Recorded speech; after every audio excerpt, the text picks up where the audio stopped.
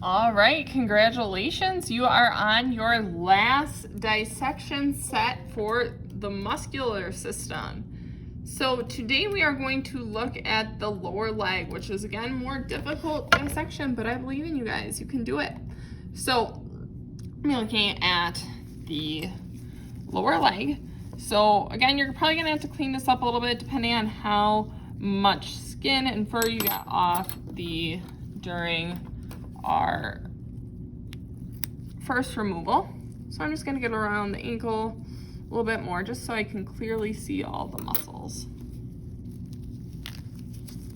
All right, so I'm gonna start on dorsal side up.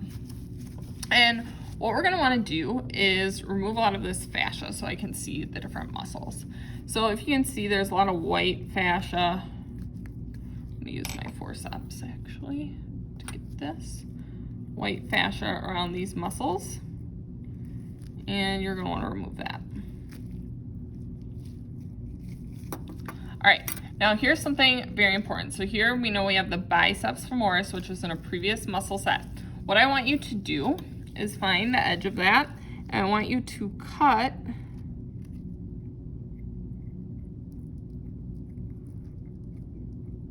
right at the edge of it. Because what we're gonna do is this is covering. So then I'm also gonna cut right here, the gastrocnemius, so we can see the gastrocnemius, which is the calf muscle. So as you can see, I'm just gonna reflect this up right here, and that gives us a lot more room to work with our lower leg. And now you can see that here I have my fascia, and I can just cut that off right here. Great. So now I've got my fascia, and you can see there's a little bit more, so I'm gonna cut through that right there, just so I have my lower leg totally exposed here. Now, here you can see right here that I have my gastrocnemius, or my calf muscles. We're gonna call them the gastrocnemius because that is the official term. Now there are two heads to the gastrocnemius, and you need to separate them. So you gotta look to find where the separation is. And if you can see, you've become pretty skilled at this, that there is natural separation between them, and you just have to find it and then separate them. So I can see the top right here, and it's kind of a curved line right here. I'm just gonna go through with my curved line and separate my two heads.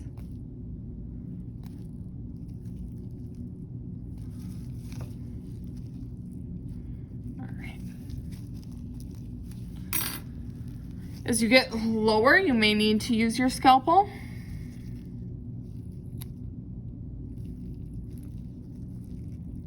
This fascia is pretty tough, but I seem to have been able to get it.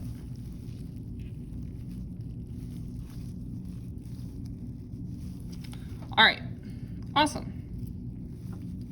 So now what we can see is the two different heads of your gastrocnemius. And there is a muscle in between, which we'll get to in a second of what that is. Okay, so now we're seeing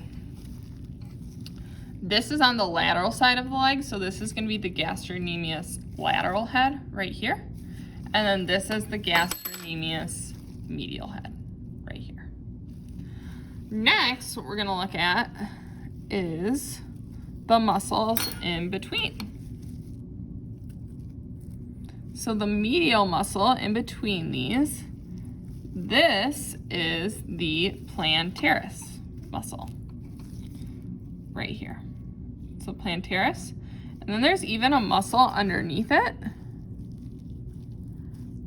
which we'll see if we can see it if I pull this back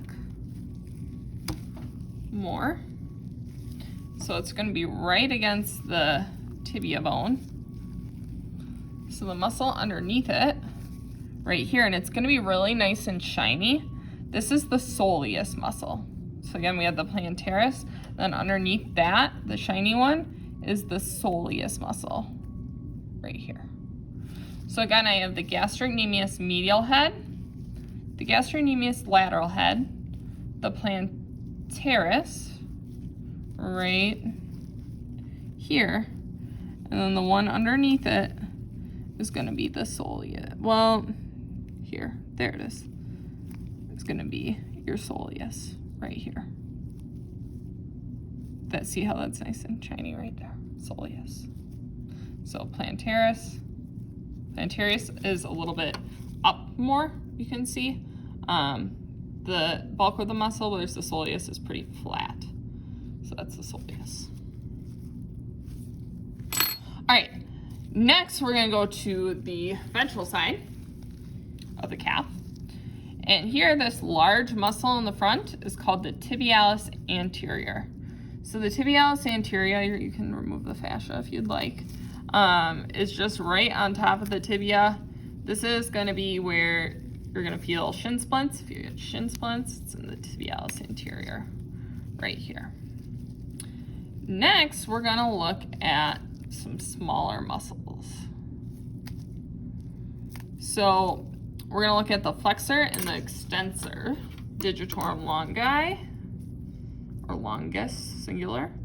And that's gonna be what flex and extend the toes of the rabbit.